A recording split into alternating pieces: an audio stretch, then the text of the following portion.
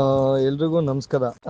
Sir, ಇದು ಕಿರಣ್ ಅಂತ ಮಾತಾಡ್ತಿರೋದು. ಆಕ್ಚುಲಿ ನಾನು ಒಂದು ಡ್ಯೂಟಿ ಮಾಡಿದೆ ಈಗ ಜಸ್ಟ್ ಕಲಗಟ್ಪುರದಿಂದ ಏರ್ಪೋರ್ಟ್ಗೆ. ಬಟ್ ನಾನೇನ್ ಮಾಡಿದೆ, ನನಗೆ ಆಕ್ಚುಲಿ ಐಡಿಯಾ ಇರ್ಲಿಲ್ಲ. ಹೆಬ್ಬಾಳದಿಂದ ಈ ಆಪ್ ಮುಖಾಂತರ, ಟೋನರ್ ಆಪ್ ಮುಖಾಂತರ ಮೀಟರ್ ಬಳಸಿದೆ. ಮೀಟರ್ ಬಳಸಿದ್ದಕ್ಕೆ 720 ರೂಪಾಯಿ ಅಮೌಂಟ್ ಬಂದಿದೆ. ಅದೇ ನಾನು ತಳಗಟ್ಪುರದಿಂದ ಯೂಸ್ ಮಾಡಿದ್ರೆ ಇನ್ನೂ ಜಾಸ್ತಿ ಬಂದಿರೋದು ಅಂತ ಐಡಿಯಾ ಗೊತ್ತಾಗ್ಲಿಲ್ಲ. ಅಲ್ಲಿಂದ ಯೂಸ್ ಮಾಡ್ಬೇಕಿತ್ತು, ಬಟ್ ಹೆಬ್ಬಾಳದಿಂದ ಯೂಸ್ ಮಾಡಿದ್ದಕ್ಕೆ ಬಂತು. ಬಟ್ ಸೀರಿಯಸ್ಲಿ ಹೇಳ್ಬೇಕು ಅಂದ್ರೆ, ನಾವು ಏನ್ ಓಲಾ ಊಬರ್ ಮಾಡ್ತಿರೋ ಅದಕ್ಕಿಂತ ವರ್ತಿದೆ ಇದು.